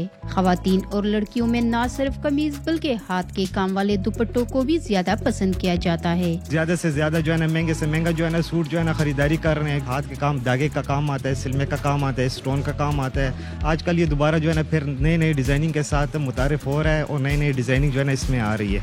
ईद के मौके पर खवातीन मौसम के मुताबिक खरीदे जाने वाले कपड़ों को भूलकर रंग बिरंगे दागों और सलमा सितारा के नत नए कशीदाकारी वाले कपड़ों की डिमांड कुछ ज्यादा ही करती है। ये फैंसी चीज है तो लोग ज्यादा हाथ वाला काम पसंद करते हैं। नेट के ऊपर काम है वो भी बहुत स्पेशल है। सादा कपड़ों पर कशीदाकारी के मुख्तलिफ डिजाइन ईद के मौके पर नत नए मलबूसात को चार चांद लगा देते हैं। शहर पेशावर में कशीदाकारी की दुकानों पर रश माह सयाम के दिनों में ज्यादा होने की वजह से इन कपड़ों को ओपन मार्केट में भी फरोख्त किया जाता है। कैमरामैन हयात खान के साथ Shazia Nisar, ARY news Peshawar. Okay जी, अब ब्रेक लेते हैं, ब्रेक के बाद आएंगे।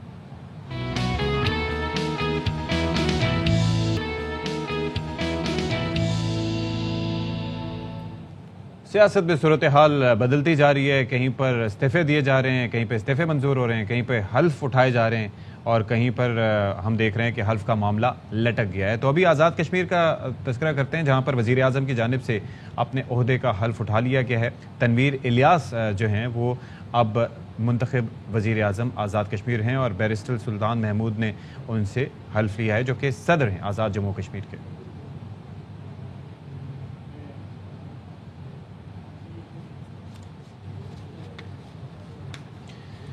अच्छा जी, अब हम जरा तज़किरा करते हैं। सियासी माहौल पे बड़ी गुफ्तगू हो गई, सियासत सियासत सियासत, लेकिन अब एक चक्कर पे बात कर लेते हैं, वो है शहर कायद कराची से मुताल्लिक कि जहाँ पर जी बहुत से मसाइल हैं, लेकिन आपको याद है कि वो उरुसुल बिलाद कहलाता था, यानी कि रोशनियों का शहर कहलाता था। लिटरली मीनिंग भी ऐसे ही थी, क्योंकि एक तो यह है कि हर वक्त شہر روشن رہتا تھا، کراچی کا کوئی نہ کوئی علاقہ کسی نہ کسی وقت میں کھلا رہتا تھا اور لوگ باہر بھی نکل سکتے تھے، اسٹریٹ لائٹس بھی ہوتی تھی. لیکن اب مسئلے مسائل کچھ اور ہیں، یعنی کہ 70% کہا جا رہا ہے کہ کراچی جو کہ روشنیوں کا شہر ہے اس کی اسٹریٹ لائٹس جو ہیں وہ بند ہیں. وہ صرف بند نہیں ہیں، کافی ایسے ہیں جو خراب ہو چکی ہیں لیکن ان سے اس کی مرمت نہیں کی جا رہی. یہ کیا سلسلہ ہے، کہاں سے غفلت برتی جا رہی ہے، اسی پر ہمارے نمائندے افضل پرویز بتائیں گے. اندھیرا ہی ہمارا مقدر بنتا جا رہا ہے، ایک تاریکی میں ڈوبے ہوئے ہم. شہر قائد کی مرکزی سڑکوں پر اسٹریٹ لائٹس بدحالی کا شکار ہیں. روشنیوں کے اس شہر کو نہ جانے کس کی نظر لگی. رات کی تاریکی میں اجالے میں نظر آنے والا یہ شہر اب لاوارث بن چکا ہے. ایک تاریکی میں ڈوبے ہوئے ہم، کوئی ہمارا پرسان حال نہیں ہے. کوئی لیڈر ہمارا ایسا ہو جو ہمارے کو اس اندھیرے سے نکالے اور روشنی کی طرف لے کے جائے. شارع پاکستان، شارع قائدین، نیو امیجینا روڈ، لیاقت آباد سمیت دیگر اہم سڑکوں کی اسٹریٹ لائٹ خراب ہونے سے حادثات معمول بن گئے ہیں. بتیاں نہیں ہوتی ہے، موٹر سائیکل والے نکل جاتے ہیں بغیر لائٹ کے آتے تو ایکسیڈنٹ ہوتے ہیں، اس میں بہت نقصان ہے، گاڑی میں ایکسیڈنٹ بھی ہو جاتا ہے. مرکزی شاہراہوں اور فلائی اوورز پر اندھیرے کے باعث شہری اپنی جان ہتھیلی پر رکھ کر گزرتے ہیں. وہیں یہ شاہراہیں اسٹریٹ کرائم میں ملوث افراد کی آماج گاہ بھی بن گئی ہیں. لائٹ کے بند ہونے سے یہاں یہ جو ٹھیلے والے کھڑے ہیں، دکاندار ہیں، ان کا اسٹریٹ وارداتیں بہت ہو رہی ہیں. کئی سالوں سے خراب یہ اسٹریٹ لائٹس شہری اداروں کی کارکردگی پر سوالیہ نشان بنی ہوئی ہے. تاریکی میں ڈوبی شہر کی یہ مختلف سڑکیں شہریوں کے لیے حادثات کا سبب بن رہی ہیں. متعلقہ اداروں کو چاہیے کہ سنجیدگی کا مظاہرہ کرتے ہوئے شہر قائد کی رونقوں کو بحال کرے. کیمرمین مصطفیٰ مہراج کے ساتھ افضل پرویز، ARY نیوز کراچی. واقعی اندھیرے میں کھڑے تھے ہمارے بھائی افضل پرویز، اور یہ صورتحال کافی تشویشناک ہے. جو لٹیرے ہیں اس سے بھی فائدہ اٹھاتے ہیں اور ساتھ ہی ساتھ لوگوں کے گرنے کا یا حادثات کا شکار ہونے کا بھی خدشہ رہتا ہے. اچھا، سیاسی ماحول پر اب ذرا گفتگو کر لیتے ہیں. ہاں جی، کہ کابینہ کا کیا سین ہے ابھی؟ یہ خبر ہے جناب، وفاقی کابینہ کی حلف برداری سے متعلق چیئرمین سینیٹ صادق سنجرانی وزراء سے حلف لیں گے. ڈاکٹر عارف علوی وفاقی کابینہ کے اراکین سے حلف نہیں لیں گے. صدر مملکت نے نئی کابینہ سے حلف سے معذرت کر لی ہے، اور ساتھ ہی ساتھ اس سے پہلے مریم اورنگزیب صاحبہ یہ کہہ رہی تھی کہ کابینہ کا جو اعلان ہے وہ ابھی ملتوی ہو چکا ہے، لیکن کچھ سمجھ نہیں آ رہی کہ یہ کیا سچویشن بن گئی. زاہد مشوانی ہمارے ساتھ موجود ہیں. زاہد مشوانی بتائیے گا.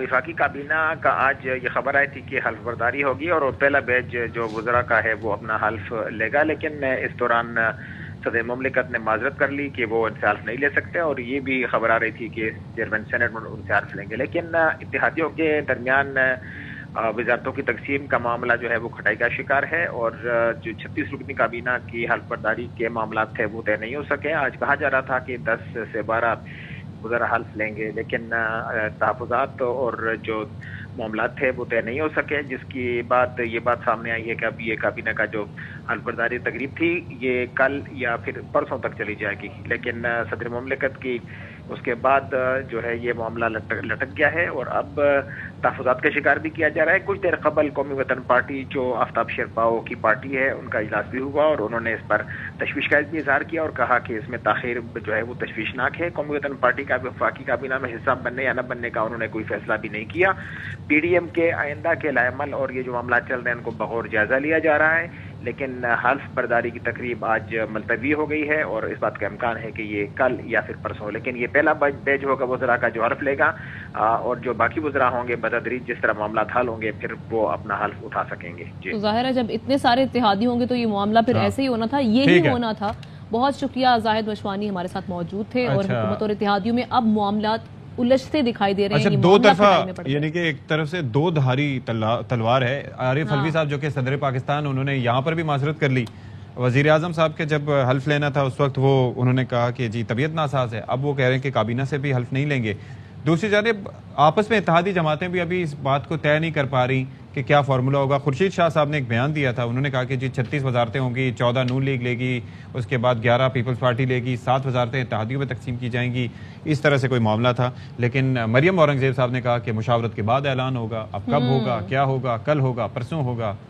عجیب سیاسی بحران ہے یہاں پر. چلیں جی، اب جس طرح سے رمضان کی بات کر رہے تھے پہلے بھی، کھانے پینے کی تو بات کر لی، لیکن رمضان میں ہماری ایکٹیویٹیز کیا ہوتی ہیں. اچھا ہوتا یہ ہے کہ کہ رمضان المبارک میں اکثر لوگ جو ہیں کیونکہ آپ کے دفتری اوقات کار بھی تھوڑے تبدیل ہو جاتے ہیں اور جن لوگوں نے جو اسٹوڈنٹس ہیں ان کو اکثر چھٹیاں بھی ہوتی ہیں, سیمسٹر میں بریک چل رہی ہوتی ہے, تو پھر آپ کو بڑا ٹائم مل جاتا ہے.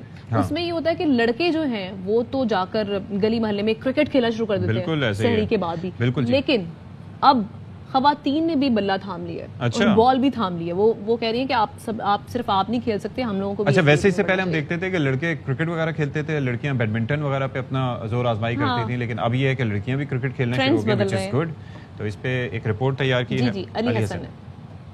ماہ رمضان اور شہر قائد کی رونق کے بڑھانے میں ویمنز کرکٹرز کا کردار.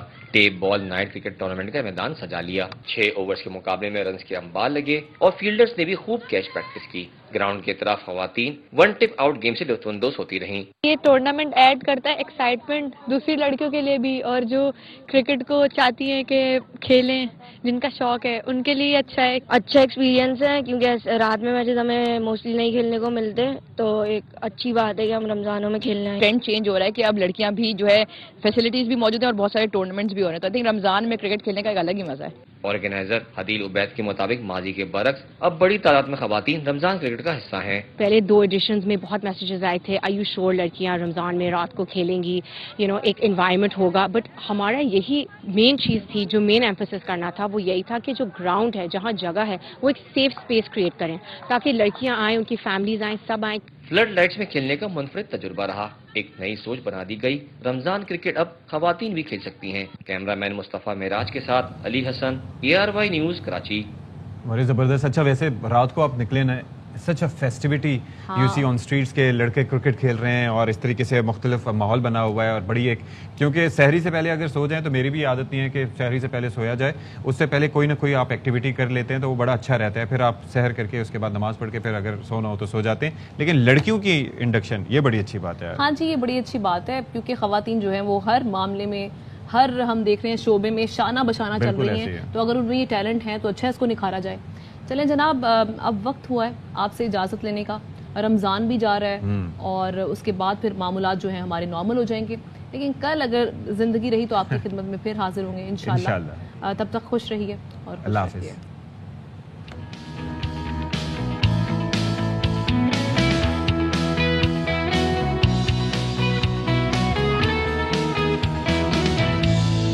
اہم ترین خبریں اب ایک کلک کی دوری پر. ہر لمحہ باخبر رہنے کے لیے سبسکرائب کریں ہمارا YouTube چینل. اپنے موبائل فون سے ملکی اور بین الاقوامی اہم خبروں تک رسائی کے لیے ڈاؤن لوڈ کیجیے موبائل ایپ. باموثوق ذرائع سے مصدقہ خبروں, تجزیوں اور تبصروں سے مستفید ہونے کے لیے وزٹ کیجیے پاکستان کی سب سے بڑی news website. ARY news پہنچا رہا ہے خبریں سب سے پہلے آپ تک, تاکہ آپ رہیں ہر لمحہ باخبر.